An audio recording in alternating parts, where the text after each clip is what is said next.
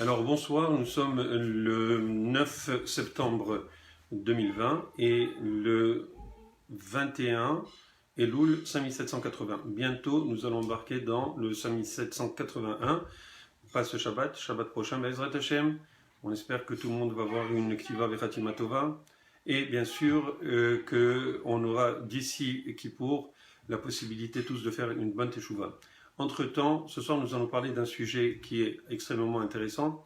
Je vous demande d'attendre parce que ça peut prendre des fois un petit peu de temps pour le dénouement de chaque exemple que je vais vous présenter. Le titre de ce soir, le thème de cette conférence est Nasa ou Torah, ou les deux. Bien sûr, nous allons voir qu'il y a une convergence entre les connaissances actuelles et bien sûr les connaissances de la Torah qui sont pratiquement millénaires et certainement au moins centenaires, puisque ça fait à peu près 1500 ans que le Talmud a été rédigé. Et le Talmud, bien sûr, si vous vous rappelez de cela, c'est que c'est la Torah orale qui a été transmise de maître à élève depuis Moshe Rabbeinu, qu'il a reçu de Akadosh Baruch Hu. Parce que je pense que j'en en avais déjà parlé dans une autre conférence qui a eu lieu quelques semaines auparavant. On expliquait qu'on avait besoin absolument de la Torah orale pour pouvoir expliquer la Torah écrite. La Torah écrite, si on la lit comme ce qu'on lit, c'est-à-dire en toutes lettres, en tous les mots, elle contient à peu près 375 000 lettres. Et en fait, cette Torah, qui est une Torah écrite mais dictée par Akadosh Baruch Hu à Moshe Rabbeinu, eh bien, elle contient énormément de choses, et puis il y a beaucoup de choses qui sont en concentré.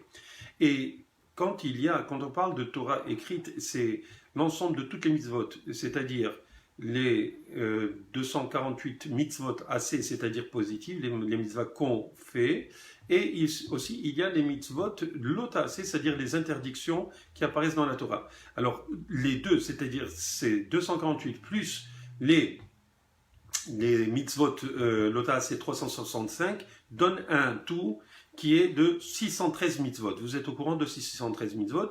Il y a aussi 7 mitzvot des Haramim, que les Haramim ont ajouté. Par exemple, j'en avais parlé, je me rappelle bien, Hanouka. Hanouka, ça a été institué par les Haramim, Purim, d'autres, enfin je ne les ai pas actuellement en tête, mais il y a des mitzvot, 7 mitzvot des Haramim. Alors on se pose la question, comment ça se fait que des hommes peuvent ajouter des mitzvot? Comment ça se fait que les hommes puissent ajouter des, comment dirais-je, des haies, comme on appelle, des clôtures autour de la Torah? Eh bien, ça c'est parce qu'il y a une loi qui est écrite dans la Parashat Shoftim, dans le livre de Devarim, le 5e livre de la Torah, dans le Deutéronome. À la Parashat Shoftim, vous allez voir que là-bas, il y a une mitzvah qui nous dit qu'il ne faut pas s'éloigner de ce que les sages de la génération vont nous ordonner, et on s'éloignera ni à gauche ni à droite de ce qu'ils vont nous ordonner, de ce qu'ils vont nous dire de faire. Et là-bas, Rashi, il vient nous dire, il nous dit de ne pas nous éloigner ni à gauche ni à droite, ou ni à droite ni à gauche, yamin ou small. Et donc, Rashi vient, il nous dit, vous savez, c'est pas seulement que si ils vous disent que la droite c'est la droite et la gauche c'est la gauche, il dit même si ils vous disent que la droite c'est la gauche et la gauche c'est la droite, alors il faut les écouter. Alors cette autorité que les Haramim, que les sages depuis Moshe Rabbeinu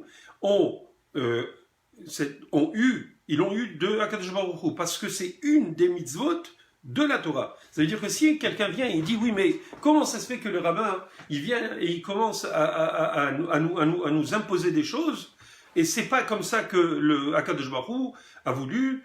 Eh ben non.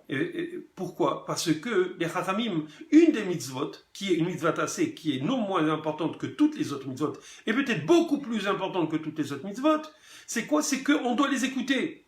On doit écouter les Haramim, et on doit accepter quand ils nous disent de changer ou de faire quelque chose qui nous semblerait complètement farfelu, ben on doit les écouter. Pourquoi? Parce que eux, ils ont l'autorité, et c'est la Torah qui leur donne cette autorité. Maintenant, il faut bien comprendre quelque chose de très important. C'est pas les rabbins réformistes, c'est pas les rabbins conservateurs, c'est pas les rabbins reconstructionnistes, c'est pas les rabbins, c'est pas les rabbins pseudo-orthodoxes ou modernes orthodoxes ou orthodoxes modernes qui nous disent comment appliquer la Torah. Si on doit ajouter certaines choses à faire ou enlever certaines choses pour un moment ou quoi que ce soit, ce sont les hachamim, les plus grands rabbins de la génération. Quand on parle des grands rabbins de génération, c'est imaginer que maintenant on doit constituer un Sanhédrin, c'est-à-dire le Sanhédrin, c'est la cour de justice qui est faite de 70 juges. Et ces 70 juges, c'était des génies. Nous, on ne connaît rien par rapport à ces gens-là qui étaient extrêmement versés dans tous les domaines de la Torah, dans toutes les sciences. Ils savaient même faire de la magie. Ils savaient tout faire. Et pourquoi? Parce que, par exemple, je donne la magie, l'exemple de la magie, c'est parce que, par exemple, la Torah dit que si on attrape un magicien ou une magicienne, un sorcier ou une sorcière, dans ce sens-là, ben, il faut le mettre à mort. Alors, il faut savoir qu'est-ce que c'est la sorcellerie, il faut savoir qu'est-ce qu'il fait pas. Ben, il devait être versé dans tout pour pouvoir se juger. Donc, imaginez un petit peu, il connaissait toutes les langues. Pourquoi? Parce que si quelqu'un venait à être jugé par le Sanhédrin, il fallait qu'il sache l'écouter dans sa propre langue. Vous imaginez un petit peu le génie de ces gens-là? Imaginez le génie, le plus grand des grands de notre génération, il n'arrive même pas à un seul de ce Sanhédrin. Et c'est ces gens-là, les Anshe Knesset Hagedolah, qui ont institué les premières lois, si vous voulez, les lois des Hachamim, toutes les choses qui sont des Hachamim, c'est-à-dire que même quand par exemple on doit appliquer, par exemple, la Shechita. La Shechita, alors la Torah elle va nous dire, vous allez égorger tel que je vous l'ai enseigné. D'accord? Comme je vous ai montré. Mais elle ne dit jamais, la Torah, comment faire pour égorger et pour qu'une bête elle soit cachère. Alors ça vient dans la Torah orale. Mais dans la Torah orale, il se peut que, à part les lois directement qu'on sait qui viennent de Moshe Rabbeinu et qui sont de Akadosh Baruch Hu qui lui a dit comment faire, alors peut-être, je connais pas les lois de la Shechita, mais il pourrait, par exemple, donner certains processus à ajouter pour se prémunir, pour ne pas qu'on glisse, chas et shalom, et ne pas avoir quelque chose de caché. Par exemple, dans le Shabbat, on a le Mouktsé. Le Mouktsé, c'est pas quelque chose qui est de la Torah, c'est quelque chose que les Chachamim, ils ont institué. Pourquoi? Pour ne pas arriver. Par exemple, on ne peut pas déplacer un stylo, on ne peut pas prendre un stylo. Pourquoi? Parce que on pourrait arriver à écrire le Shabbat. Donc, les Hachamim, ils ont mis des systèmes de protection. Mais ces systèmes de protection, c'est parce qu'Akadosh Baruch Hu a voulu qu'ils les mettent. Pourquoi? Et pour Akadosh Baruch Hu, il ne nous les a pas donnés lui-même. Alors écoutez, c'est très bien, c'est important de savoir. Par exemple, si maintenant, on voit qu'il y a des micro-ondes qui sortent, ou on a des autres façons de cuire les choses, alors est-ce que c'est de l'électricité, est-ce que c'est du feu, c'est pas du feu? Toutes ces choses-là sont des choses qui n'existaient pas avant. Ça veut dire qu'il faut avoir un système qui soit adaptable, c'est-à-dire qu'on puisse se poser des questions. Est-ce que c'est permis, c'est pas permis? Les Haramim y viennent, et grâce au système que les Haramim ils ont mis en place, ça fait des siècles et même des millénaires, alors on est capable aujourd'hui de savoir si quelque chose peut être permis ou pas. Les Haramim, ils vont nous, de notre temps, ils vont se baser sur les Chachamim qui ont écrit du temps du Talmud et du temps de toute la halakha qui a été écrite depuis le XVe siècle par le Shulchan Aruch et d'autres avant lui. Mais celui qui a accepté le plus communément, c'est le Shulchan Aruch. Il va se baser sur ce qui a été écrit par les Chachamim avant. C'est pour cela que on a très souvent les gens disent ah non c'est les Chachamim, moi je les écoute pas. Qu'est-ce que ça veut dire c'est les Chachamim? S'il n'y avait pas les Chachamim, on ne pourrait même pas comprendre comment faire la Torah. On ne pourrait même pas appliquer la Torah. On ne pourrait même pas faire une Brit Mila. On ne saurait pas comment faire une Brit Mila. Or, le peuple juif tient sur la Brit Mila. Donc, s'il n'y avait pas les Chachamim qui nous donnent, qui nous enseignent comment est-ce qu'il faut faire et dans quelle situation, comment il faut... Donc, on peut faire certaines choses ou pas faire certaines choses. Tout cela, c'est les Chachamim qui nous enseignent. Et ils savent comment l'homme peut arriver à s'éloigner de la façon idéale de faire les choses. Et il y a des règles. Il y a des règles dans la Torah que, par exemple, si c'est quelque chose qui vient de la Torah, alors on doit être plus exigeant parce que c'est Dieu qui nous le donne. Quand il y a un safek, c'est-à-dire que si on est dans une situation où on a un doute par rapport au mitzvah que les hachamim, ils ont institué, alors à ce moment-là, quand il y a un safek, alors on peut permettre. Bien sûr, quand on est un rave, pas nous-mêmes, on ne peut pas le faire nous-mêmes. On doit être un rave qui est ordonné et qui est ordonné aussi dans sa tête. Okay, c'est-à-dire qu'il sait exactement comprendre les choses, pas parce qu'il a un diplôme, c'est qu'il doit être ordonné, il doit être quelqu'un qui doit avoir la hirat shamayim, quelqu'un qui peut, qui a la crainte de HaKadosh Baruch Hu. Alors cette personne-là, elle peut pondérer les choses et elle peut, si par exemple il y a un safek, un doute concernant quelque chose qui est des Chachamim, alors il va pouvoir dire c'est permis dans certains cas. Mais tout cela, ça se fait grâce à des rabbanim qui ont été formés pour ça. Et ceux qui ont étudié la Torah de fond en comble. Et c'est très difficile d'arriver à venir et dire oui, moi je peux permettre ça, moi je vais faire ça. C'est pas possible. C'est pour cela qu'on est tous, y compris moi-même, y compris mon père qui est le grand rabbin. Lui aussi, il a des fois des questions qu'il va poser à des plus grands rabbins. C'est tout à fait normal. Pourquoi ? Parce qu'on doit trouver la vérité. On doit faire les choses de telle manière à ce qu'on puisse toujours faire les choses de façon authentique et pour le plaisir de HaKadosh Baruch Hu et bien sûr pour nous, pour qu'on puisse grandir spirituellement.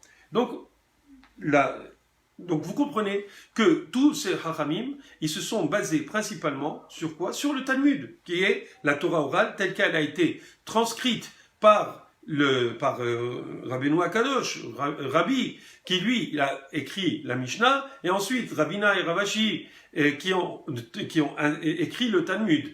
Et ce dont je vais vous parler aujourd'hui, les exemples que je vais vous donner, eh ben, ça va être des exemples qui vont vous montrer à quel point ces hachamim étaient au courant. Soit c'est parce qu'ils l'ont reçu de Moshe Rabbeinu, soit qu'ils l'ont appris d'eux-mêmes dans le temps. Et il faut savoir que dans ces connaissances, il y a des connaissances qui sont très souvent, ce sont des connaissances qui sont en avant de la connaissance moderne, des sciences modernes, des sciences actuelles, où on voit que non seulement ils sont en avance, mais c'est pas seulement en avance dans certaines connaissances, c'est en avance de 700 années, de 800 années. C'est quelque chose d'extraordinaire, comme je vous ai expliqué la dernière fois. Au niveau de quoi ? De l'évolution, au niveau même du Big Bang. Qu'est-ce qu'on avait dit ? On avait dit que quoi ? Que le Ramban, ça fait à peu près 750 ans, lui, il avait déjà, parce que c'est un grand kabbaliste, il faut bien comprendre que dans la Torah, il n'y a pas juste le Talmud, il y a les Midrashim, il y a la Kabbalah, il y a le Zohar et tous ces livres-là qui font partie de la Torah orale, à part le Shulchan Aruch, ça aussi ça fait partie de la Torah orale.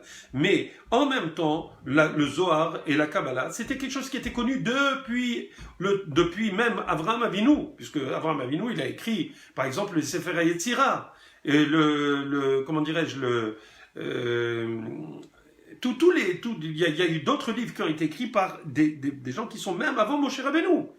Et bien sûr, il y a le Zohar que vous connaissez par Rabbi Shimon Bar Yochai. Maintenant, comment est-ce que le Ramban, lui, il savait à 750 ou 700 années avant Einstein que le monde est apparu à travers une explosion qu'on appelle le Big Bang?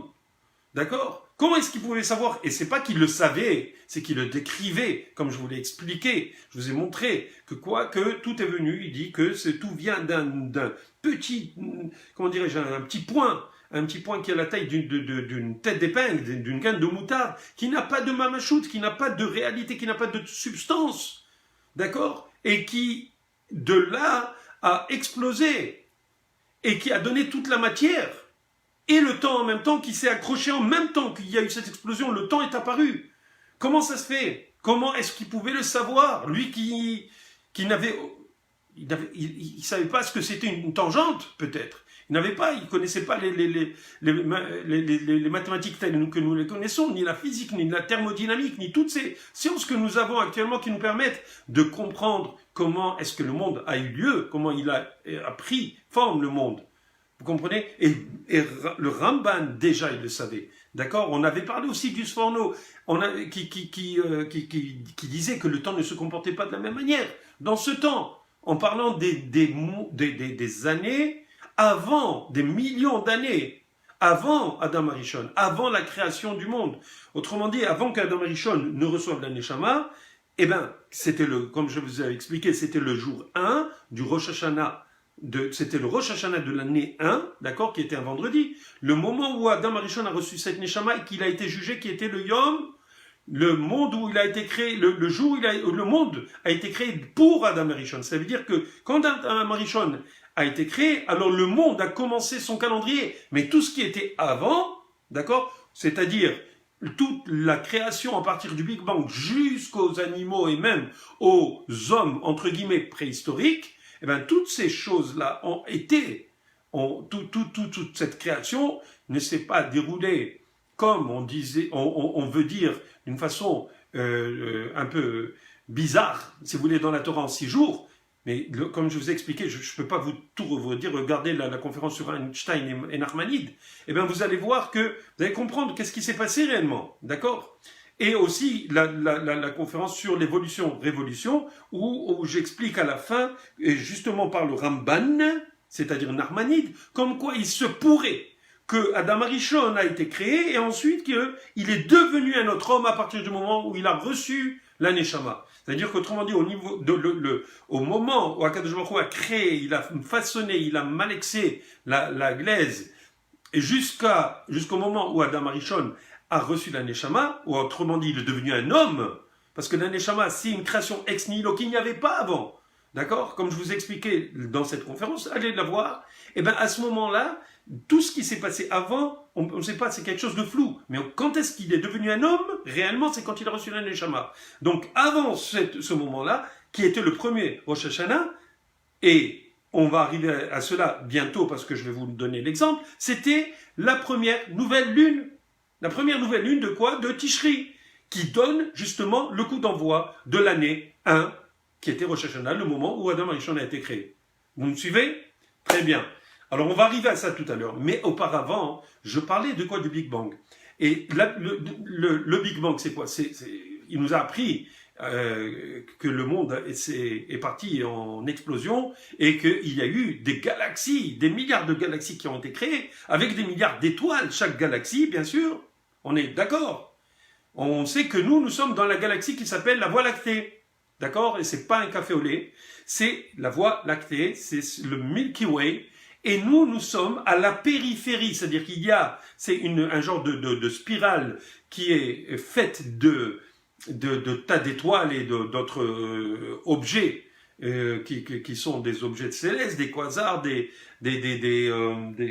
y a des supernovas, il y a des petites naines, ce sont des types d'étoiles, etc. D'accord? Je ne vais pas entrer trop dans les détails, je ne veux pas vous troubler. Mais nous, on est à la périphérie, dans cette spirale d'étoiles, d'accord? C'est-à-dire nous, la Terre, avec le système solaire, parce que le système solaire, c'est toutes les planètes qui tournent autour d'une étoile qui s'appelle le Soleil. Donc cette étoile qui s'appelle le Soleil, il n'est pas au centre de la galaxie, mais à la périphérie de cette galaxie qui tourne en spirale. D'accord? Alors cette galaxie qui s'appelle la Voie lactée est composée énormément d'étoiles, de millions, je ne sais pas combien exactement, ou de milliards. Maintenant, dans tout le cosmos, comment on pouvait savoir, nous les Juifs, comment on pouvait savoir, et vous pouvez aller voir, dans Berachot, dans le Talmud Berachot, page 22, je peux vous donner comment dirais-je, c'est 22, folio B, voilà. Ça c'est l'endroit exact, donne une classification détaillée des étoiles et agrégats de plus haut rang, peut-être des galaxies et des nébuleuses, d'accord? Ce qu'il y a de plus savoureux est le nombre total d'étoiles données. Alors je vais vous dire combien. Dans traité Berachot du Talmud, c'est le premier traité du chasse du Talmud, d'accord? Eh bien, combien on donne d'étoiles là-bas? Imaginez un petit peu. D'abord, avant, je fais une petite parenthèse. Combien vous pouvez compter d'étoiles dans le ciel? Combien? Avec vos yeux. Combien? 1000? 10 000. Disons que vous êtes capable de diviser le ciel en catégories, en carrés, et vous rentrez le nombre d'étoiles, vous faites une moyenne, et vous allez combien voir d'étoiles? Peut-être 10 000. Du temps de Galilée, quand il a vu comment dirais-je, il a eu la longue vue, un genre de télescope. Dans ce temps-là, il a pu voir des choses que avant on ne pouvait pas voir. C'est grâce à ces lunettes-là, si vous voulez, qu'on a pu voir qu'il y avait plus d'étoiles. Mais combien il pouvait voir d'étoiles avec, combien vous pouvez voir avec un petit télescope actuel? Combien vous pouvez voir d'étoiles? 100 000 peut-être. Mais avec Hubble, avec les radiotélescopes, avec le télescope du mont Alma, eh ben, vous allez trouver qu'il y a des milliards d'étoiles, mais vous ne pourrez pas les compter. Mais on sait évaluer qu'il y a des milliards d'étoiles. D'accord? Alors écoutez, qu'est-ce que la Torah nous donne? Ça fait, c'est dans le Talmud, ça fait 1500 ans, bien avant Galilée, bien avant tous les télescopes que nous avons, qui ont pu déterminer que nous étions dans des galaxies, et que ces galaxies, elles sont constituées de milliards d'étoiles, et qu'il y a des milliers ou des millions, des milliards de galaxies. Alors regardez, ce qu'elle nous donne. Elle nous donne ce montant, 1 milliard, 64 millions, 340 000 milliards d'étoiles. Comment est-ce que, si on se déplaçait, ça fait 1500 ans, comment on aurait pu évaluer un nombre aussi astronomique? On ne pouvait pas. Pourquoi? Parce que c'est pas possible de compter autant d'étoiles. C'est pas possible c'est vrai qu'on ne va pas les compter, ces étoiles. Pourquoi? Et même si on voudrait, et même si on pourrait, ce ne sera pas possible d'avoir ce nombre exact. Pourquoi? Parce que les étoiles, d'accord, naissent et meurent. Et par exemple, une étoile qui explose, elle va faire une supernova. Et après, elle devient une petite naine. Elle se rabougrit, elle devient une petite étoile. Alors, et il y en a qui disparaissent, elles s'éteignent. Alors, il y a des nouvelles étoiles qui naissent et d'autres étoiles qui meurent. D'accord? Tout cela vient nous dire que quoi? C'est qu'on ne peut pas avoir un nombre fixe d'étoiles. Bien sûr que c'est une approximation que la Torah orale, c'est-à-dire le Talmud, nous donne. Mais cette approximation est tellement plus proche de la réalité que nous connaissons grâce aujourd'hui à la NASA, grâce à ce que toutes ces agences qui ont pu aller dans l'espace pour pouvoir voir dans des circonstances beaucoup plus avancées, si vous voulez, où c'est que nous en sommes dans le cosmos, eh bien, grâce à ces organisations, à d'autres, dans tous les mondes, dans tous les pays, dans toutes les nations, il y a les propres astronomes, les propres des scientifiques de haut rang qui sont capables de faire encore des recherches. Et c'est comme ça qu'ils ont trouvé, en fin de compte, l'histoire du Big Bang avec tout ce qui se passait dans le monde depuis la création. Et donc, mes chers amis, ce que je peux vous dire, c'est que même si il aurait fallu qu'on ait, à ce moment-là, ça fait 1500 ans, toute cette connaissance et tous ces moyens, toutes ces machines, tous ces moyens techniques, si vous voulez, d'accord, pour qu'on puisse donner une approximation telle que le Talmud nous donne. Maintenant, je voudrais faire une petite remarque, c'est très important. Excusez-moi, je dois voir.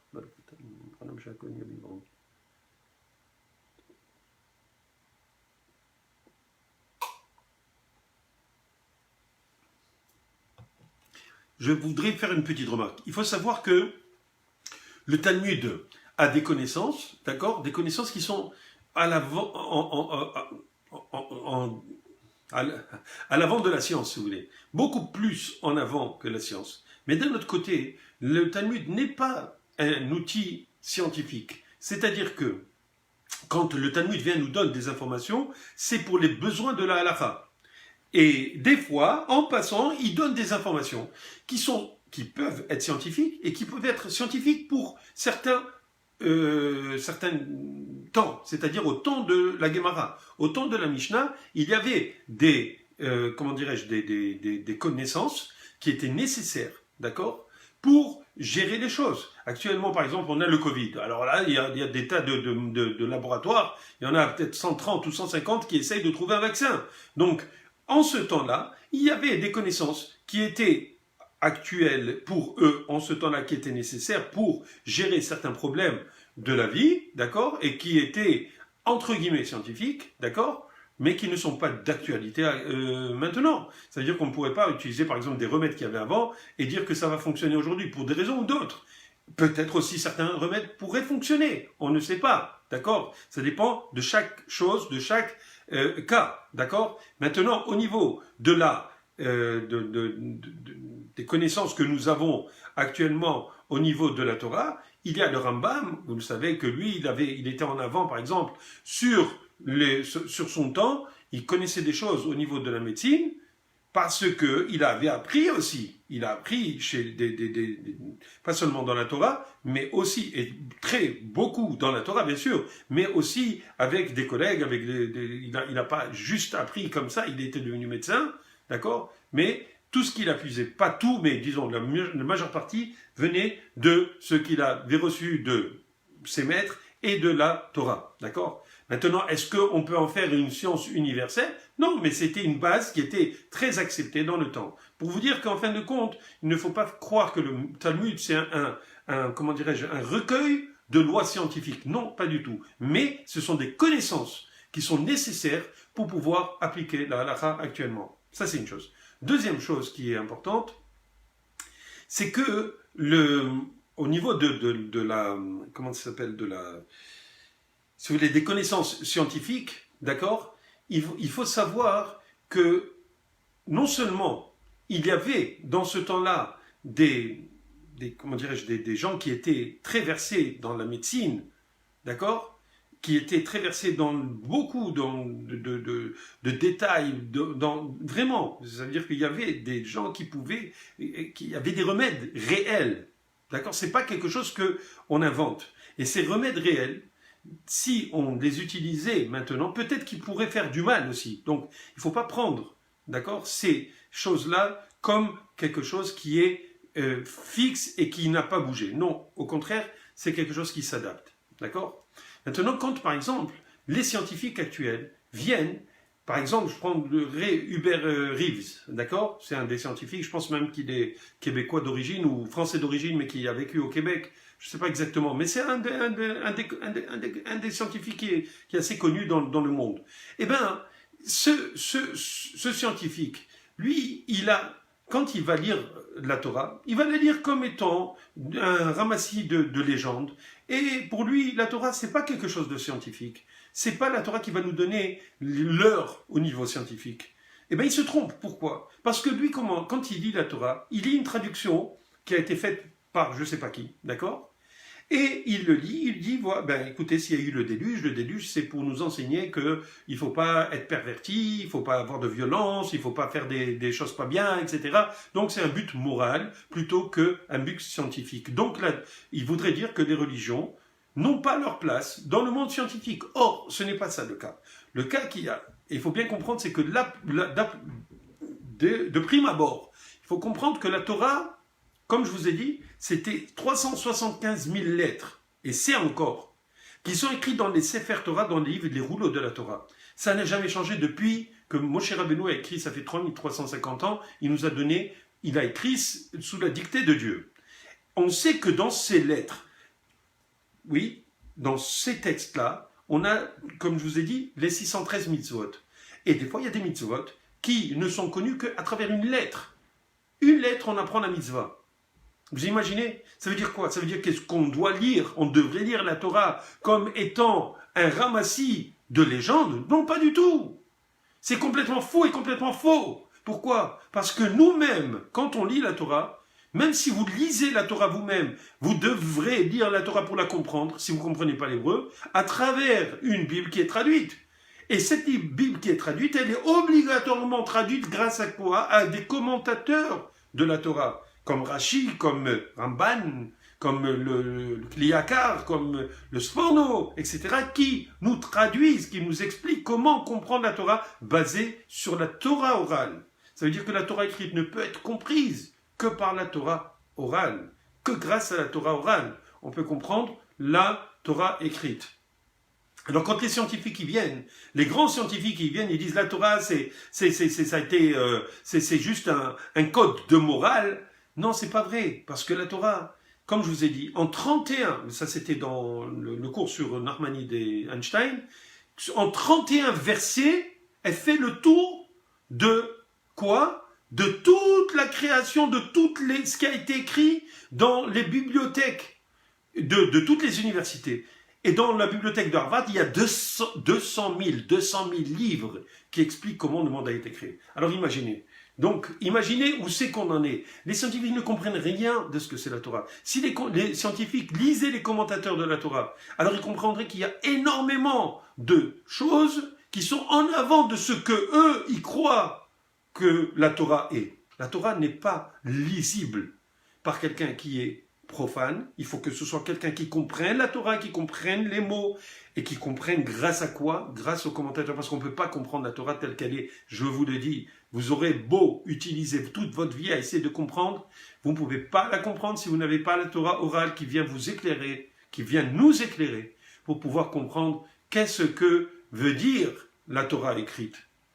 Impossible. Et d'autre part, vous voyez que par exemple, quand on utilise, par exemple, si on fait si on parle des téphilines. Les téphilines, par exemple, c'est écrit Ukshartam le otal yadecha, vous les attacherez sur votre main. Alors nous, on comprendrait quoi? On ne sait pas quoi, on ne sait pas qu'est-ce qu'il faut. D'abord, premièrement, on ne sait pas qu'est-ce qu'on doit écrire. Et ensuite, on doit les mettre sur la main. Qu'est-ce qu'on va écrire? On va écrire sur la main. Est-ce qu'on va les mettre, on va prendre un Sefer Torah entier, on va l'écrire en tout petit, on va le mettre sur la main. Qu'est-ce qu'on doit mettre? Sur la main ou ici sur le biceps, tel qu'on le met actuellement, avec 7 tours avec des téphilines, avec des lanières, et ici sur la tête, Ve'ayud les totafot, ils seront comme totafot. Entre tes yeux, est-ce qu'il faut les mettre ici entre les yeux? Non, pourtant tout le monde, tous les juifs, même les réformistes, ils mettent ici les téphilines. Pourquoi? Il y avait des gens qui sont rigolos et qui les mettent ici exprès. Pourquoi? Pour montrer qu'il faut comprendre la Torah telle qu'elle. Mais c'est faux, parce que la Torah ne peut être comprise que s'il y a la Torah orale. D'accord? Et s'il y a la Torah orale qui nous dit qu'est-ce qu'il faut écrire.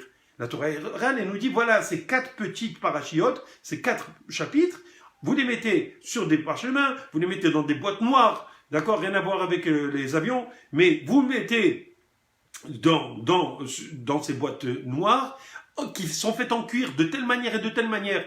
Et pourtant, ceux qui mettent les téphilines entre les yeux, ils mettent les téphilines qu'ils ont achetées comme tout le monde, qui ont été faites comme tout le monde. Et comment ils ont été faites? Parce que la Torah orale dit comment on les fait, comment les fabriquer. Alors pourquoi ils mettent ces téphilines? Ils ont qu'à mettre autre chose s'ils veulent faire comme ils veulent eux. On ne peut pas comprendre la Torah telle qu'elle est écrite. Les Karaïtes voulaient faire ça.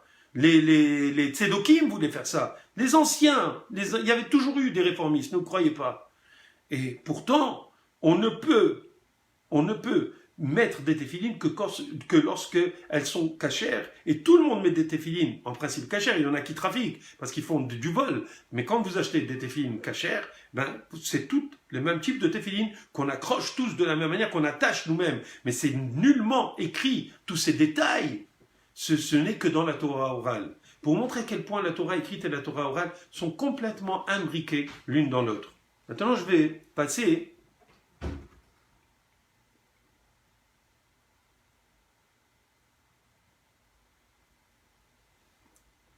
m'excuser.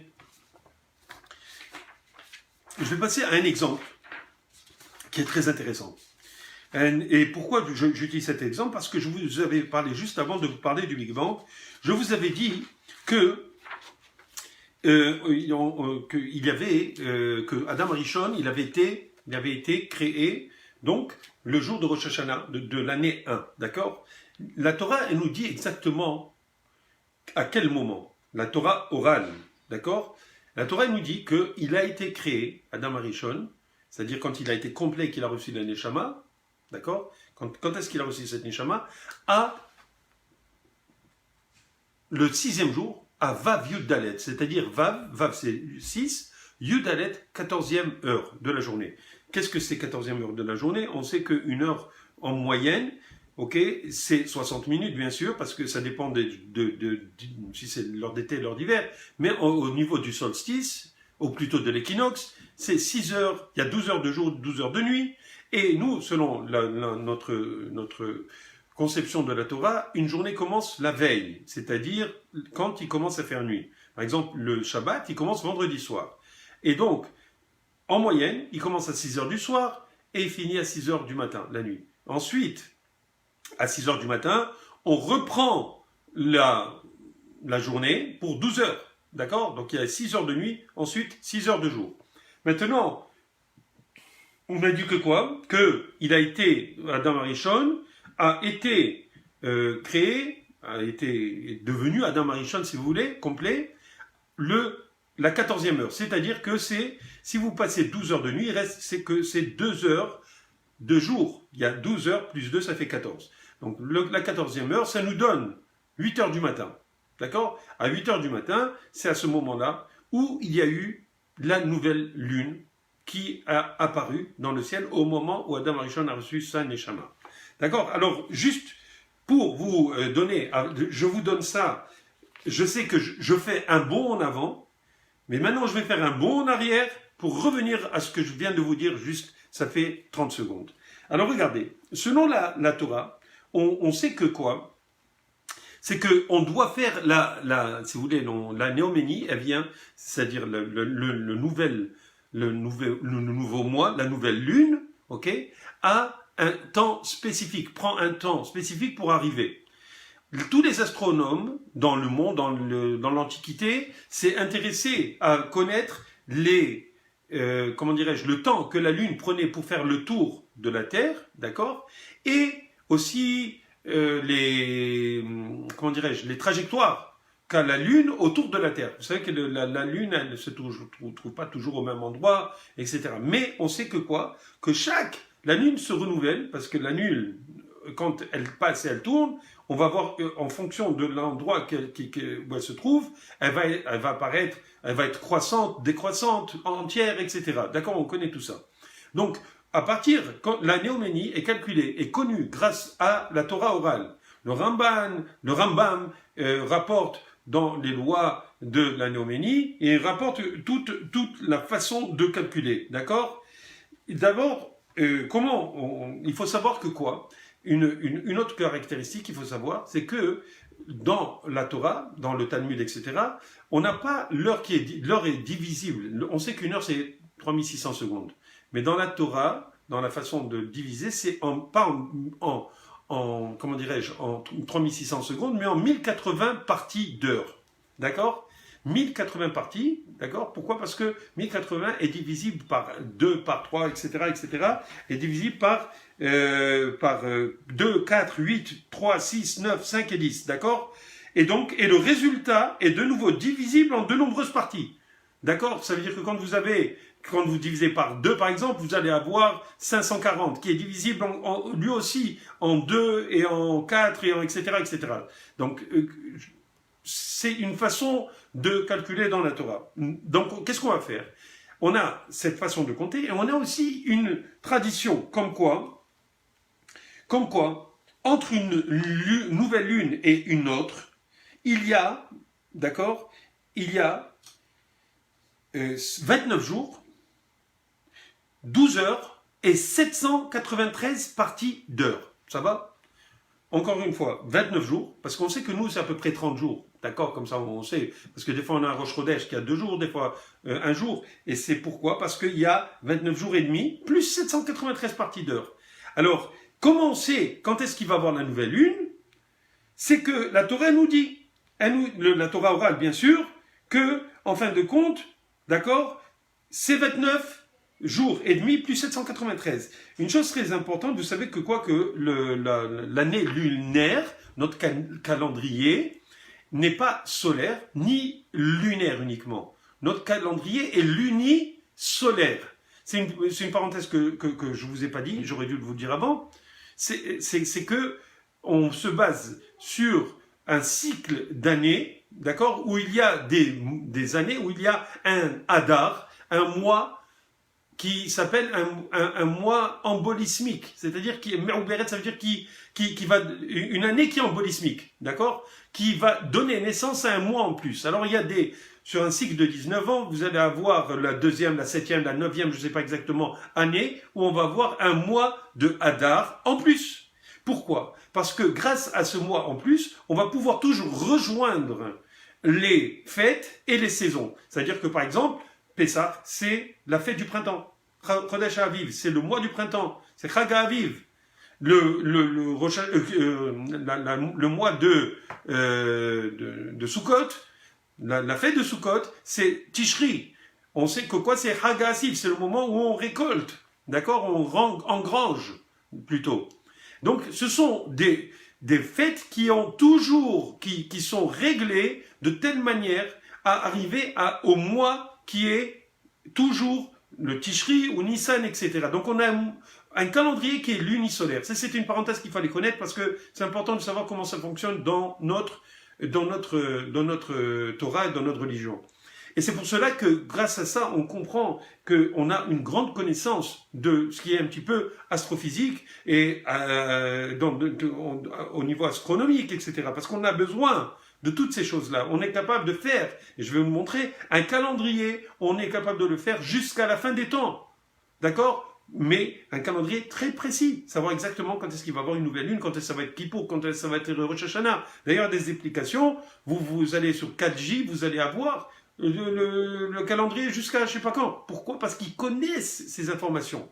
C'est basé sur ces informations-là qu'on peut connaître des choses. Alors, donc, on revient à cette histoire. On a dit que quoi ? Qu'une lune, elle prend 29 jours, 29 jours, 12 heures et 793 parties. Maintenant, on sait que quoi ? Que une heure, c'est 1080 parties. Donc, on doit maintenant convertir ce 29 jours, 12 heures et 793 en jours, en termes de jours, virgule, 29,5, parce que 29, c'est 29, virgule 5, c'est 29 jours et demi. Maintenant, le 793 parties, on le fait 793 divisé par 1080 parties pour le transformer en heures.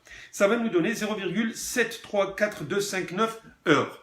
Maintenant, on sait que quoi ? Qu'il y a 24 heures, parce que maintenant, on veut le convertir en jours pour l'ajouter au 29,5. D'accord ? Alors, on fait 0,734259 heures divisé par 24, ça nous donne 0,03059. Je répète, 0,03059 jours.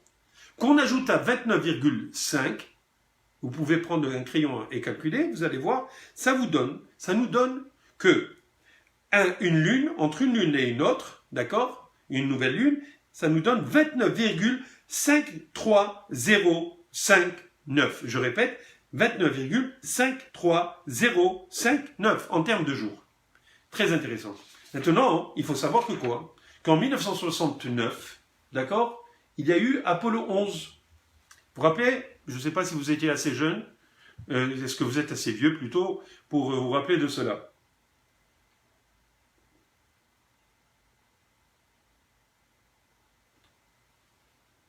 Eh bien, en 1969, moi j'étais né. Je ne vais pas vous dire mon âge parce que vous savez, c'est très important de ne pas trop dire son âge, etc. On veut toujours rester jeune. D'ailleurs, vous voyez ma mèche ici. Eh bien, écoutez. Alors, en 1969, la NASA a envoyé, bien sûr, qu'est-ce que vous vous rappelez de Apollo 11. Apollo 11. Avec Neil Armstrong et l'autre, il s'appelait, j'ai oublié son nom, l'autre. À chaque fois, c'est pas Louis Armstrong. Hein. Louis Armstrong, c'est un saxophoniste. Et non, on parle de l'astronaute. C'est le premier homme qui a mis le pied sur la Lune. Ah d'accord, alors ils ont envoyé, c'était en 1969. Mais quand ils sont partis, ils ont installé sur la Lune un genre de miroir énorme. Je ne sais pas exactement quelle taille il avait, mais pour faire en sorte que de la Terre, avec un rayon laser, ils étaient capables d'envoyer un rayon pour que ça tape sur la Lune, sur ce miroir, et grâce à ce système assez sophistiqué, ils savaient avec précision je dis bien, combien de temps la Lune prend pour revenir à son endroit, combien de temps, avec précision je dis bien, ça prend pour arriver au même endroit où elle était, ça faisait un mois. Eh bien, regardez, la NASA nous donne le chiffre qui sont arrivés, ça nous donne, en fait, à un cent millième, ou un millionième, si vous voulez, de différence, 1 millionième. C'est-à-dire que nous, on donne, comme je vous ai dit, 29,53059. En fait, on a arrondi. Parce que eux, c'est 29,53059. Donc, autrement dit, qu'est-ce qui est le plus juste?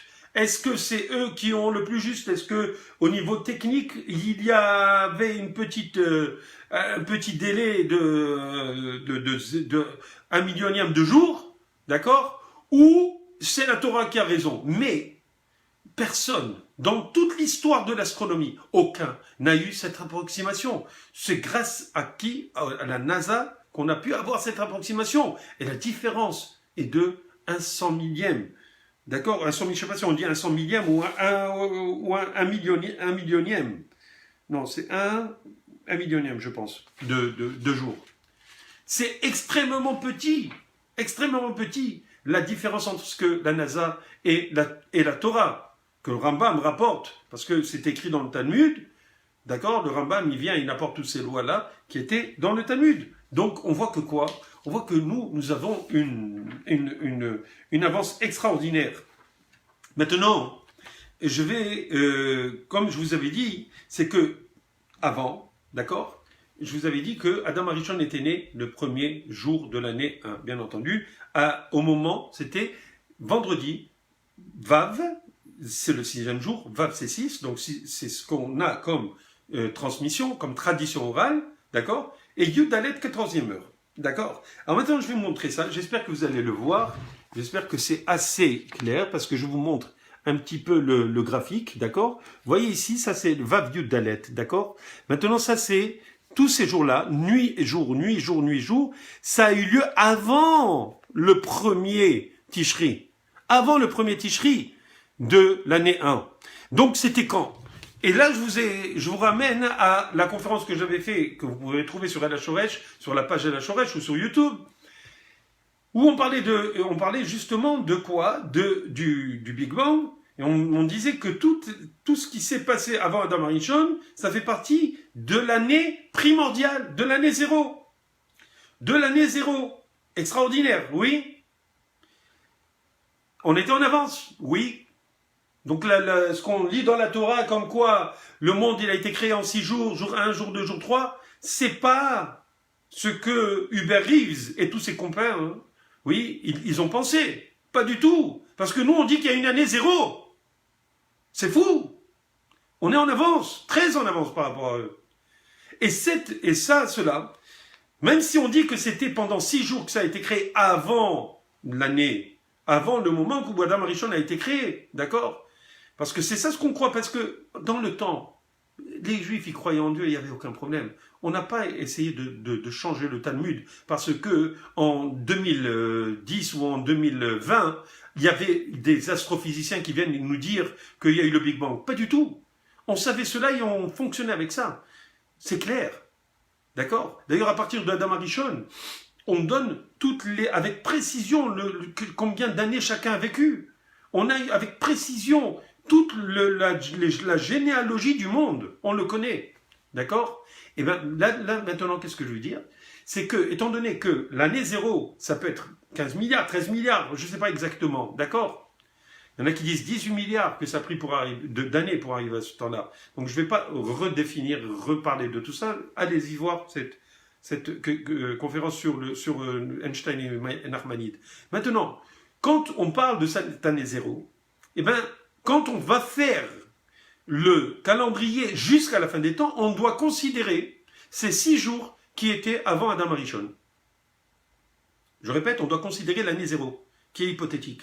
Pourquoi? Parce que la Lune était là déjà, depuis le 4e jour. La Lune était là. Mais quand est-ce qu'il y a eu une nouvelle Lune? D'accord? Quand est-ce qu'Adam Arishon a été créé? Il a reçu sa Neshama, je dis bien, il a reçu sa Neshama, à Vav, le 6e jour, 14e heure. Donc à ce moment-là, il y avait une nouvelle Lune. Maintenant, la Lune fonctionnait avant, dans l'année 0 qui pouvait être, je ne sais pas combien de milliards d'années, depuis le 4e jour de la création. On est d'accord? Donc maintenant qu'on sait cela, les Hachamim disent on doit considérer cette année, même si, étant donné qu'il y a 6 jours avant, d'accord? En fait, alors on doit le considérer, d'accord? comme faisant partie, puisque c'était le 25 Elul de l'année 0, donc on doit considérer l'année 0 dans le calcul. Alors qu'est-ce qu'ils ont fait? Ils ont pris le Vav Yudalet, le moment où il y a eu la nouvelle lune, où Adam Arishon a reçu sa Neshama, et ils ont fait 12 fois 29,5308 attendez une seconde, 53, j'ai de la misère à me rappeler de ce nombre, et c'est un petit peu légitime, parce que c'est un petit peu compliqué de rappeler ces décimales. 29,53059. 29,53059, ils sont partis à rebours à partir de Vav, du 6e jour, 14e heure, où Adam Arishon est né, d'accord? Où elle a reçu sa Neshama, je veux dire. Et ils ont fait 12 fois pour arriver à trouver quelle aurait été la nouvelle lune de 12 mois plus tôt, pour commencer à faire le calendrier. Alors, là, ils ont fait ce calcul, je n'ai pas besoin de vous le montrer, ou si vous le voulez, comme ça, je vous le montre, parce que ça se fait, c'est un peu compliqué, mais c'est faisable. Alors, on arrive à la nouvelle lune de l'année primordiale ou l'année 0, qui est en fait Beharad. On l'appelle Beharad. Pourquoi? Parce que c'est le deuxième jour de l'année 0. Deuxième jour de l'année 0. 5e heure, cinquième heure, Resh Dalet 204 parties d'heure. Beharad. Beharad, c'est le moment où il y aurait eu la nouvelle lune, la première nouvelle lune de l'année 0. Et à partir de ce Beharad, on compte tous les calendriers jusqu'à la fin des temps. C'est clair? Si vous n'avez pas compris, faites un rewind. Repartez un petit peu en arrière, vous allez bien comprendre. Je suis désolé si vous voulez, c'est un exemple qui est un petit peu difficile parce que c'est des choses techniques, mais je vais simplement vous dire à quel point c'est extraordinaire. Alors, le Rabbeinu Bechaye, d'abord il faut savoir, oui, il nous dit, Rabbeinu Bechaye, il nous dit sur Bereshit, il nous dit qu'il faut savoir que nous possédons une tradition selon laquelle, d'accord, dans le premier verset de la Torah, commençant par Bereshit, d'accord? Alors là, on va toucher un petit peu ce que je vais vous montrer éventuellement la semaine prochaine, c'est-à-dire les codes dans la Torah. Alors, si vous voulez, c'est une introduction, je vais vous montrer ça, c'est pas trop difficile à comprendre. Il faut savoir donc que nous possédons une tradition selon laquelle, dans le premier verset de la Torah, commençant par Bereshit, on trouve le nom de 42 lettres qui se rapportent à la tribu de justice, à partir du Bet de Bohu. Alors, le Bet de Bohu, ici, c'est Bereshit. Vous voyez ici Bereshit, Bara Elohim. Je ne sais pas dans quel sens vous le voyez, mais à partir du Bet de Bohu, ici, le Bet avant le He, à partir de ce Bet, il y a un nom de Dieu, qui est en fait le nom de Dieu de 42 lettres que les Mekoubalim connaissent, et qui est inscrit d'une certaine manière dans Anna Bekowach, etc. Si vous vous rappelez là-bas, il y a des lettres, si vous prenez un livre de Tefila, vous allez voir Anna Bekowach avant le Chadodi, c'est 7 versets avec 6 mots, et chaque première lettre de mot, ça fait partie de ce nombre de 42 lettres de nom de Dieu, qui est un nom qui fait référence, qui se rapporte à la tribu de justice. Pourquoi? Parce que Bereshit bara Elohim, Elohim c'est la justice, d'accord?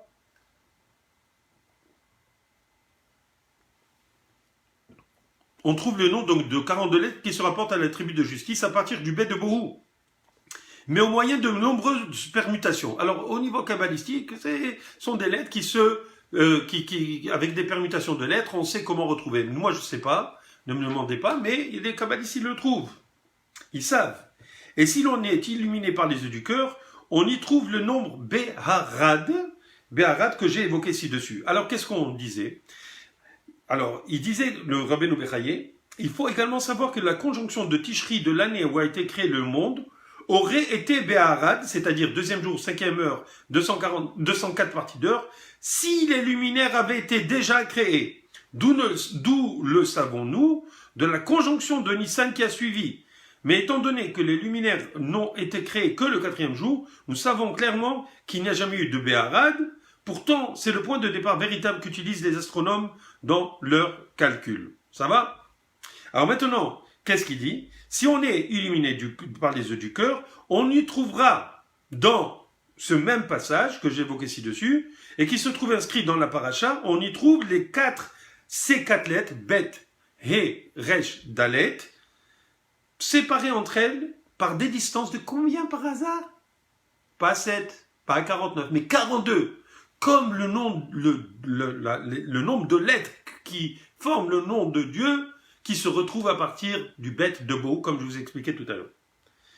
Alors donc, on va trouver à partir du Bet de Bereshit, d'accord? Vous voyez ici, Bet de Bereshit, vous allez avoir 42 lettres plus tard, oui, Resh, excusez-moi, He, je veux dire, dans le Bet, à côté dans le mot Bohu, ensuite Resh dans Vayomer, et ici, le Dalet dans Vayavdel. Ça fait Beharad. Beharad en code. En code, d'accord, avec 42 lettres d'intervalle. On trouve le moment où il y aurait eu, si, bien sûr, c'était une année zéro hypothétique, s'il y avait eu la Lune à ce moment-là, d'accord, eh bien, c'est vrai qu'il y avait, mais au niveau théorique, on doit considérer qu'il y aurait une Lune dans une année hypothétique qu'on ne sait pas combien elle vaut réellement. D'accord? Alors le Beharad, c'est le départ du calendrier de l'année 0 qui doit être pris en considération pour pouvoir construire tout le calendrier. Voilà mes chers amis, comme quoi on voit que la Torah orale, qui est Bereshit bara Elohim, c'est ce que vous avez dans toutes les Bibles, d'accord? Vous avez de l'information qui est issue de la Torah orale et de la Kabbalah. Parce que Rabbeinu Yechaï, c'est de la Kabbalah, ce qu'il nous donne ici avec le mot Beharad. D'accord? Qui est avec, bien sûr, 42 lettres d'intervalle et qui nous donne aussi la permutation du nom de Dieu, etc. Ce sont des choses kabbalistiques. Vous me direz pourquoi je le donne comme ça au grand public. C'est parce qu'il faut connaître la puissance de la Torah. Ça, c'est un petit exemple. Je vais vous donner d'autres exemples la semaine prochaine, éventuellement, si vous êtes là parmi nous. Vous allez voir à quel point il y a des choses complètement folles. Il y a des gens qui, malheureusement, qui n'apprécient pas à quel point les codes sont vrais et que cette dimension des codes, c'est une dimension supplémentaire par rapport à ce qu'est la Torah. La Torah, c'est pas juste une histoire, c'est pas juste des lois, c'est pas juste des conseils moraux. C'est pas juste une façon de trouver le bonheur. C'est aussi une source où il y a tout dedans, y compris des connaissances scientifiques, y compris l'histoire humaine, et ce qu'on va voir éventuellement la semaine prochaine. Bon, maintenant, je voudrais finir ce cours avec deux petits exemples sympathiques que vous allez certainement apprécier et qui concernent bien sûr encore des connaissances qui sont données dans le Talmud et qui font référence bien entendu à la Torah. Alors par exemple, dans la Torah, il est écrit que quoi? Qu'on n'a pas le droit de manger, on a le droit plutôt de ne manger que des poissons ou des animaux qui vivent dans l'eau, d'accord? Qui ont des écailles et des nageoires. Alors je vais vous lire ce qui est écrit dans Devarim. Voici ce que vous mangerez de tout ce qui vit dans l'eau. Tout ce qui a des nageoires et écailles, vous pourrez en manger. Mais vous ne mangerez pas de tout ce qui n'a ni d'écailles ni nageoires, ce sera impur pour vous. D'accord? Autrement dit, la Torah, elle vient et nous dit, attention, si vous voulez manger des poissons, il faut qu'il y ait les deux, ou quelque chose qui vit dans l'eau. Il faut qu'il y ait des écailles et des nageoires. Les écailles, c'est comme ce que Goliath mettait. C'était comme ce que vous savez, une écaille, ça a une certaine forme et ça couvre le corps d'un poisson. D'accord? Et les nageoires, je n'ai pas besoin de vous expliquer ce que c'est. Maintenant, vient la Mishnah et elle pose une question. Tout ce qui a des écailles a des nageoires. Ou plutôt, excusez-moi, elle affirme. Elle dit tout ce qui a des écailles a des nageoires. Mais il y a des poissons qui ont des nageoires et pas d'écailles. Autrement dit, la Mishnah, elle vient nous dire, attention, c'est clair. Maintenant, si tu vas chez IGA, tu vas à la poissonnerie, il reste un seul morceau de poisson. Ce morceau de poisson, il a des écailles, mais on ne voit pas les nageoires. Eh bien, tu peux le manger, pas de problème.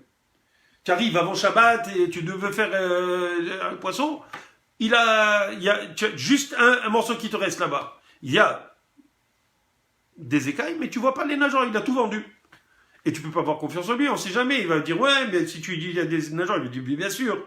Mais il aura raison. Pourquoi? Parce que la Torah dit, tout ce qui a des écailles a obligatoirement des nageoires. La Torah orale. La Torah écrite, elle vient nous dire, il faut manger quand il y a des écailles et des nageoires. Là, alors le Talmud vient poser sur cette Mishnah, elle pose une question, la Torah orale. Pourquoi le miséricordieux n'a-t-il pas écrit des écailles seulement, étant donné qu'il n'y a pas besoin d'écrire aussi des nageoires? Parce que la Mishnah nous dit que s'il y a des écailles, il y a obligatoirement des nageoires. Je t'ai eu. Tu aurais dû dire juste les nageoires. Excusez-moi, les écailles. D'accord? Des fois, ça s'écaille un peu, j'ai oublié. Ok, alors écoutez. Le Talmud dit uniquement des écailles et pas des nageoires. Puisque la Mishnah, elle vient nous dire que tout ce qui a des écailles a obligatoirement des nageoires. La Torah aurait dû dire seulement, d'accord? La Torah, le miséricordieux, quand on dit le miséricordieux, c'est la Torah, il aurait dû dire simplement des écailles. Pourquoi il nous dit en plus des nageoires? C'est une bonne question, non? Alors, Rabbi Aboud répond, et c'est également ce qu'enseigne l'école de Rabbi Shmuel, pour donner grandeur et gloire à la Torah. Pourquoi? Pour montrer que quoi? Qu'en fait, Akadosh Baruch Hu, il savait très bien, il aurait bien pu nous dire qu'il y avait que s'il y avait des écailles, il y aurait eu des nageoires obligatoirement. Mais si la Torah n'avait pas dit les deux, mais uniquement les écailles, d'accord? Alors, on ne se serait pas douté de cette règle que la Mishnah nous donne, qui dit alors qu'il y a aussi les nageoires. Autrement dit que quand il y a des écailles, il y a aussi les nageoires. Si on avait dit juste des écailles dans la Torah, alors on aurait cherché quelque chose qui a des écailles, mais on n'aurait pas su que cette règle, on n'aurait pas mis l'accent sur le fait qu'Akadosh Baruch Hu nous dit, attention, vous savez quoi, moi qui ai créé le monde, je suis 100% sûr, puisque c'est moi qui l'ai créé, que tout ce qui a des écailles a obligatoirement des nageoires. Donc pour nous allumer, pour nous dire attention, je vais t'envoyer une Mishnah qui va te dire que tout ce qui a des écailles a obligatoirement des nageoires. Et c'est pour cela que dans la Torah, j'ai dit qu'il y a des écailles et des nageoires, pour mettre l'accent sur le fait que quand il y a des nageoires, des écailles, aussi il y a des nageoires. D'accord? Parce que sinon, s'il avait dit des écailles, alors il n'y a pas de problème, on ne cherche que des écailles. Mais on n'aurait pas fait attention au reste. D'accord? On aurait dit, la Torah nous dit de manger ce qui a des écailles. Est-ce qu'on se serait posé la question, comme la Mishnah vient, elle nous dit tout ce qui a des écailles et des nageoires? Non. D'accord? Alors la Torah vient, elle met l'emphase sur le fait qu'Akadosh Baruch Hu, lui qui a créé le monde, il nous dit par Moshe Rabbeinu, attention, tout ce qui a des écailles, il y a des nageoires, parce que même le professeur Cousteau et même tous les costauds de la terre, ils ne pourront jamais voir toutes les espèces qu'il y a, les espèces marines. Ils ne pourront jamais vérifier ce que je dis. Mais allez trouver un poisson qui a des écailles sans nageoires, et la Torah, elle tombe. Parce que c'est la Torah orale qui vient, au nom de Dieu, qui vient dire, attention, tout ce qui a des écailles a des nageoires. Et allez trouver. D'accord? Et qu'on ne vienne pas me dire, il y a les crevettes. Non, les crevettes, c'est pas des écailles, c'est une carapace, et c'est quelque chose qui n'est pas du tout quelque chose qui a l'air de ce qu'on appelle des cascassim, c'est-à-dire une armure, comme dans le cas de Goliath. D'accord? Maintenant, concernant les quadrupèdes, et je finis avec ça, vous savez qu'on ne peut manger, nous, au niveau de la cache-croûte, que des quadrupèdes qui sont des ruminants et qui ont le sabot fendu. D'accord? Par exemple, le cheval, il hennit. Il n'a ni le sabot fendu et ni les ruminants. Il n'a rien du tout. Il hennit. Il ne rumine pas. D'accord? Si on prend le lion, alors lui, il n'a même pas de sabot, il n'a rien du tout. C'est un carnivore. Il n'y a rien à voir. On ne peut pas le manger. D'accord? La vache enragée, on peut la manger. La vache qui rit aussi. Pas le fromage. Mais si vous trouvez une vache qui rit, eh ben, vous allez manger, vous êtes de bonne humeur. Mais en tout cas, si la vache, pourquoi? Parce qu'elle a le sabot fendu et aussi, elle rumine. D'accord? Le lapin, non. Pourquoi? Parce qu'il il rumine, mais il n'a pas de sabot. D'accord? Par exemple. Alors, donc, la Torah vient nous dire, attention, il n'y a que 4 espèces qui ont un seul des signes. Autrement dit, toutes les espèces ont soit aucun signe, comme le lion, comme le cheval, ou ont les deux caractéristiques, comme le sabot fendu et rumine, à part 4 espèces. Le chameau, le lièvre, la gerboise et le porc. Le chameau, le lièvre et la gerboise ont un signe, c'est-à-dire qu'ils ruminent, et le porc, cochon, sanglier, toute la même famille, ont le sabot fendu, mais ne ruminent pas. Autrement dit, il y a une seule espèce qui a le sabot fendu et qui ne rumine pas, c'est le porc. D'accord? Maintenant, les autres espèces, comme je vous ai dit, ont soit les deux, et sont cachères, comme la vache, la chèvre, le mouton, la chèvre de M. Seguin, ce que vous voulez. D'accord? Mais les autres animaux n'ont aucun des signes, à part ces 4 dont on a parlé. Très intéressant. Autrement dit, on ne va jamais trouver une autre espèce autre que ces 4 espèces. D'accord? Maintenant, très intéressant, c'est que on a un endroit, c'est dans la Torah bien sûr, dans la paracha, dans la section Shemini. Et c'est là-bas où on a apporté tous ces signes-là. Mais la chose qui est assez bizarre, c'est que la Torah revient dans le livre de Devarim, dans le 5e livre, dans la paracha Re'e. Et elle vient et elle dit comme ça. Elle répète toutes ces caractéristiques pour comment dirais-je, les animaux qui sont cachers et pas cachers, en détaillant, en donnant des noms, etc. Par exemple, vous savez qu'il y a même des animaux sauvages qui sont permis. On peut manger du cerf, par exemple. D'accord?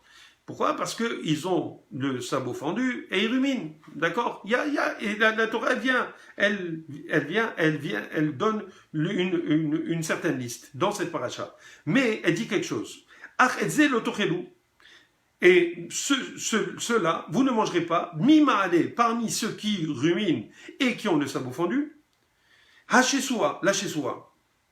C'est quoi cette histoire de chesua? Pourquoi elle vient nous dire la Torah dans cette paracha Re'e, dans Devarim, la chesua? C'est quoi la chesua? Parce qu'elle vient nous dire, je répète, mima'ale agera, parmi ceux qui ruminent, ou mima frissa par ça, et qui ont le sabot fendu, hachesua, la chesua. Et là, elle s'arrête. Et après, elle dit, et et agamal, ve et arnevet, et le arnevet, et le chafan, donc comment dirais-je, le chameau, le lièvre et la gerboise, parce que kima ale gerahema ou farsa lo ifrisou, et ils n'ont pas le sabot fondu, temeim même lachem, ils sont temeim. Alors on se pose la question, c'est quoi cette chessoua? C'est ça veut dire quoi? C'est quoi c'est quoi cette histoire? Alors, la Chessoua, dans le Talmud, et là, on voit bien qu'on a besoin du Talmud pour comprendre ce qui est écrit dans la paracha, dans la Torah écrite. Alors vient Rav Hanan ben Rabba, Amar ben Hanan ben Rabba, c'est dans le Talmud Choulin, dans la page 60, folio B, vous pourrez trouver Amar Rav Hanan ben Rabba, Ha-Chessoua. C'est quoi la Chessoua? Birya bifne atzma, c'est une créature en elle-même. Chez Yesh la Negabin, qui a 2 dos, ou Shne Sidraot, et qui a 2 colonnes vertébrales. 2 colonnes vertébrales. C'est quoi? C'est une créature. Et cette créature, Hachessoua, elle te dit, Temeim même lachem, elle est interdite. Alors, qu'est-ce que dit? Et là, cette créature-là, le Rashi vient, si je me rappelle bien, et il nous dit qu'elle est ruminante et qu'il y a le sabot fendu. Comment ça se fait? C'est quoi comment ça se fait que la Torah connaisse cet animal? Ok, vous allez me dire, c'est un des animaux, parmi tous les animaux qu'il y a sur la terre, la Torah les connaissait. Bon, c'est beau. Mais pourquoi elle vient nous décrire explicitement la Chessoua? Elle nous dit, c'est une biria bifnatzma, c'est une créature qui a 2 dos et qui a 2 colonnes vertébrales. Et Vechi Moshe Rabbeinu Kenige Aya au Balistire Aya, est-ce que Moshe Rabbeinu c'était un chasseur ou un explorateur? D'accord? il te dit de Mikan Teshuva Lomar En In Torah Minashamaim. De là, on a une réponse pour dire que quoi? Que la Torah, elle vient du ciel. C'est-à-dire que juste à Kadosh Baruch Hu, il pouvait savoir qu'il y avait un animal qui ressemble à un porc, qui a 2 colonnes vertébrales, autrement dit 2 dos, et qui a en fait une boule, une articulation entre les 2 dos, si vous voulez. Il paraîtrait que c'est le Pécari. Moi, je n'avais pas vu, je ne sais pas comment il est fait le Pécari, il faut que je fasse une recherche. C'est un des conférenciers qui nous l'avait dit, à la Vachalom, le Rav Sigler, et il nous a dit que cette sorte de sanglier, dans le temps, il voulait l'amener en Israël pour l'élever, faire un élevage de sanglier, pour dire, voilà, ce type, le Pécari, il rumine et il a le sabot fendu, donc il devrait être permis. Là, alors les Hachamim, dans le temps, ils ont dit, qu'est-ce que tu crois que la Torah, c'est pas ça? On connaît la Shessoua. La Shessoua, c'est un animal qui est comme le porc, d'accord? Qui a le sabot fendu, et qui rumine, et qui a 2 dos. Et ça, c'est Moshe Rabbeinu qui nous l'a enseigné depuis 3350 ans. Et qui savait, par transmission d'Akadosh Baruch Hu, puisque c'est Akadosh Baruch Hu qui lui a dit d'écrire le mot Hachesua, d'accord, et qui nous donne la description de cet animal qui a été inconnu dans le temps, parce que Moshe Rabbeinu, il paraît que c'est dans la jungle en Amazonie, je ne sais pas où on le trouve. Moshe Rabbeinu n'est jamais parti là-bas pour aller voir qu'est-ce qu'il y avait. Mais la Torah, elle nous le donne, et la Torah orale, elle vient, elle nous donne la description de cet animal.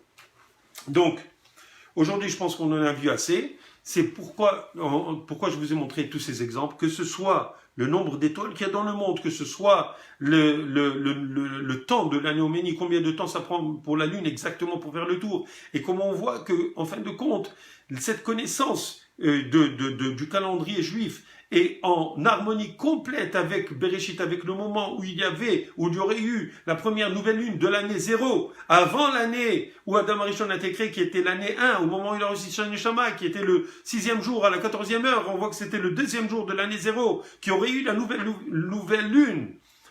La nouvelle lune de l'année 0, s'il y avait eu la lune comme à l'année 1, et alors on faisait un bond de 29 jours, 530059, etc. Eh ben, on voit que tout ça c'est intégré, qu'il y a une connaissance, qui est non seulement une connaissance, mais c'est en harmonie, une connaissance de la Torah orale avec la Torah écrite. C'est vraiment en symbiose que ça fonctionne. Et ça ne peut être fait que par celui qui connaît le monde, qui a créé le monde, qui connaît ses créatures, qui connaît son système, qui sait où c'est que ça s'en va et d'où ça vient, puisque c'est lui qui a créé tout ça. Alors on va arriver Be'ezrat Hashem la semaine prochaine, on va arriver à Rosh Hashanah, et dans ce Rosh Hashanah, il y aura, en fait, on dit dans Moussaf, Hayom Rat Olam, c'est l'anniversaire du monde.